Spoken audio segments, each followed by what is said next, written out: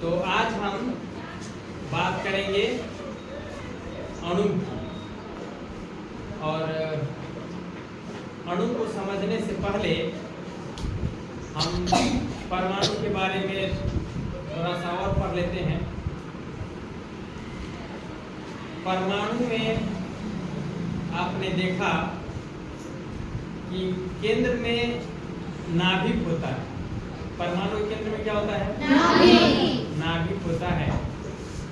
और नाभिक में क्या रहता है? नाभिक में प्रोटॉन और न्यूट्रॉन रहता है। उसके बाद मैंने आपको यह भी बताया था कि प्रोटॉन की संख्या जितनी होती है उसे हम परमाणु संख्या कहते हैं। और परमाणुओं से मिलकर के तत्व का निर्माण होता है। एक ही तरह के परमाणु। एक ही तरह का क्या मतलब? अगर परमाणु के नाभिक में प्रोटॉन की संख्या फिक्स है, एक ही है, तो उसको कहेंगे एक तरह का परमाणु। समझ गए ना? एक तरह के परमाणु कहने का क्या अर्थ है? कि उसके नाभिक में प्रोटॉन की संख्या सेम है। जैसे मान लीजिए आप लोग परमाणु है ना, परमाणु और परमाणु है और आपके अंदर नाभिक है और नाभिक में प्रोटॉन और सबका प्रोटॉन, सब में प्रोटॉन की संख्या 15। क्या है? 15। तो आप लोग किसके परमाणु हो जाएंगे? फास्फोरस। किसके हो जाएंगे? फास्फोरस। अगर आपके अंदर नाभिक है और नाभिक के अंदर एक प्रोटॉन है, कितना प्रोटॉन? एक प्रोटॉन। तो आपको कहा जाएगा, एक प्रोटॉन वाले को क्या कहा जाएगा? याद कीजिए, हाइड्रोजन। क्या बोला जाएगा? हाइड्रोजन। समझ में आई बात? अगर दो प्रोटॉन हो सबके पास तो क्या कहा जाएगा? हीलियम। मान लीजिए दो छात्र हैं, एक के, अब छात्र को हम परमाणु बना लेते हैं। तो उस परमाणु के नाभिक में किसी में 2 है, किसी में 3 है। तो 2 वाले को क्या कहेंगे? हीलियम। 3 वाले को लिथियम। हो गया। तो प्रोटॉन की संख्या से ही तय होता है कि वह किस तत्व का परमाणु है। प्रोटॉन की संख्या से क्या निर्धारित होता है कि वह तत्व कौन सा है। तत्व का नाम कैसे निर्धारित होगा? उसके नाभिक के अंदर प्रोटॉन की संख्या से। कोई दिक्कत? कभी कभी ऐसा होता है कि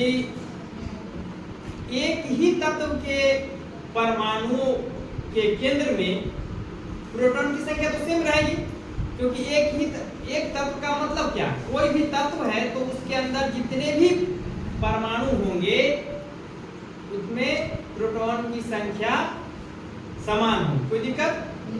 अब ये समान प्रोटॉन की संख्या तो समान होगी, लेकिन कभी कभी क्या होता है कि न्यूट्रॉन की संख्या भिन्न हो जाती है। प्रोटॉन की संख्या सेम है और न्यूट्रॉन की संख्या भिन्न हो जाती है। जैसे हम देखते हैं कि हाइड्रोजन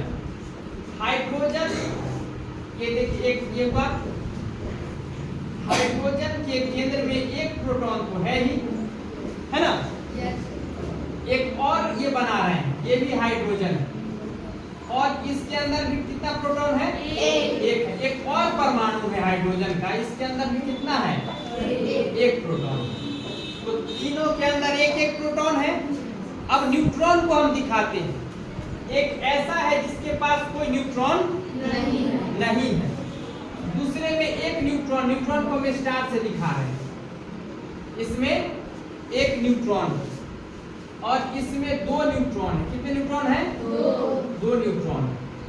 तो हमने देखा हाइड्रोजन के 3 परमाणु। कितने परमाणु हैं? 3 परमाणु हैं।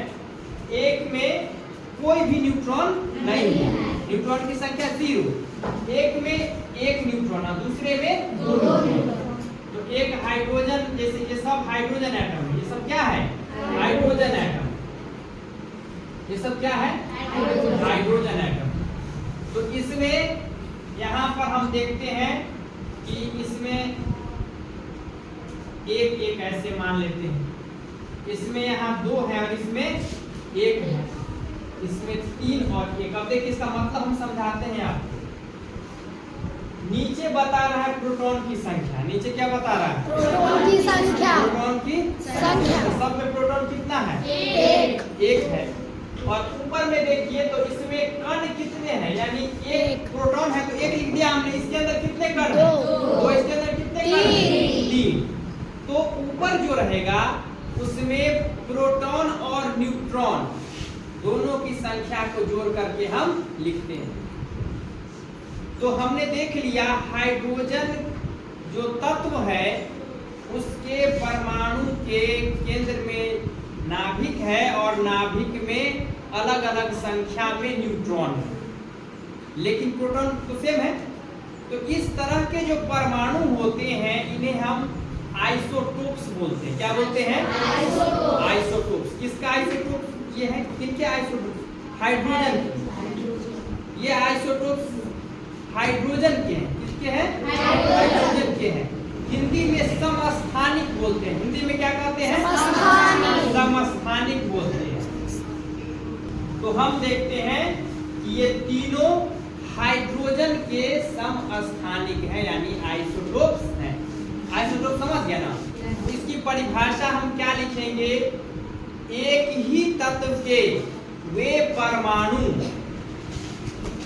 जिनके नाभिक में प्रोटॉनों की संख्या समान किंतु न्यूट्रॉनों की संख्या भिन्न भिन्न हो। न्यूट्रॉनों की संख्या भिन्न भिन्न हो, क्या कहलाएंगे?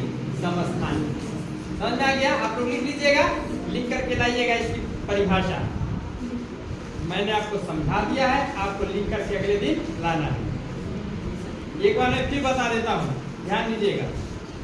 एक ही तत्व के वे परमाणु जिनके नाभिक में प्रोटॉनों की संख्या समान किंतु न्यूट्रॉनों की संख्या भिन्न भिन्न हो, है ना? अलग या भिन्न हो, क्या कहलाएंगे? वे सब समस्थानिक, उस तत्व के समस्थानिक। तो हाइड्रोजन के 3 समस्थानिक होते हैं। कितने होते हैं? 3। ये इस तरह से लिखा जाएगा। लिखने का तरीका भी आपने देख लिया। इस तरह से समस्थानिक, ये 3 समस्थानिक है। ऊपर जो होती है संख्या वो प्रोटॉन प्लस न्यूट्रॉन, इसमें न्यूट्रॉन क्या है? 0 है, तो केवल प्रोटॉन की संख्या लिखी हुई है। इसमें एक प्रोटॉन और एक न्यूट्रॉन, इसमें 2 न्यूट्रॉन और एक प्रोटॉन। तो ये स्पष्ट हो गया समस्थानिक। अब इस समस्थानिक को कहते हैं प्रोटियम। क्या कहते हैं? प्रोटियम। इसको बोलते हैं प्रोटियम। इंग्लिश में भी वहां होगा, देख लीजिएगा बुक में, प्रोटियम। लेकिन अभी आपको हिंदी में पढ़ा रहे हैं तो हिंदी में देखो। प्रोटियम ड्यूटेरियम होता है, ड्यूटेरियम। और इसके बाद ये आएगा, इसको बोलते हैं ट्राइटियम। ये ड्यूटेरियम है ना, ड्यूटेरियम। और ये ट्राइटियम इसको बोलते हैं। मैं यहाँ लिख देता हूँ, ट्राइटियम। ट्राइटियम तो ट्राइटियम तो समझ गया ना, तो इसका नाम दे दिया है। हाइड्रोजन के 3 समस्थानिकों के नाम हमने यहाँ बोर्ड पर लिख दिया है, प्रोटियम, ड्यूटेरियम और ट्राइटियम। कोई दिक्कत? अब इसी प्रकार और भी समस्थानिक हैं, जैसे मैं बताता हूँ कार्बन। कार्बन के 3 समस्थानिक होते हैं, कार्बन 12, कार्बन 13 और कार्बन 14। कार्बन 12 प्रकृति में सबसे ज़्यादा मात्रा में पाया जाता है, यह लगभग 98% होता है। कार्बन 12 और 13 स्टेबल होते हैं, यानी अस्थाई होते हैं। कार्बन 14 अस्थाई नहीं होता है और इसकी मात्रा घटती जाती है। कार्बन 14 की मदद से हम पुराने लकड़ी, चारकोल, बीज, हड्डी, चमड़े, बाल इत्यादि की आयु का पता कर सकते हैं, यानी वनस्पति और जानवर की आयु का पता हम कर सकते हैं। कब? जब वो बहुत साल पहले मर गए हों और हम लोग देखते हैं कि उनके जीवाश्म हम प्राप्त करते हैं, तो उनकी आयु का हम पता कर सकते हैं कि यह कितना पुराना है। उसी प्रकार ऑक्सीजन के भी 3 समस्थानिक हैं। आप देख सकते हैं चित्र में यहाँ पे।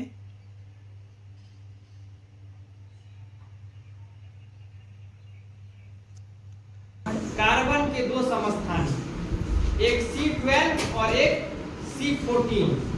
एक C12 और एक C14। तो 2 समस्थानिक मैं बता रहा हूँ आपको। तो अगर कहीं पर अब देखिए C12 लिख दिया गया और कहीं कहीं पर आपको C14 भी मिलेगा। C12 और ये क्या है C14। तो इसका क्या मतलब है? कार्बन की परमाणु संख्या कितनी होती है?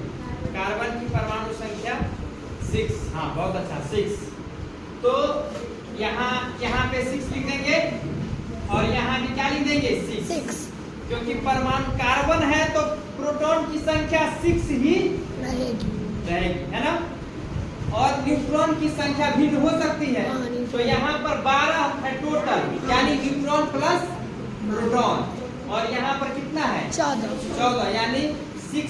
और अच्छा ये बताइए आप लोग, इसमें कितने न्यूट्रॉन होंगे? ऊपर वाले समस्थानिक, ये कार्बन के समस्थानिक, किसके समस्थानिक है? कार्बन के।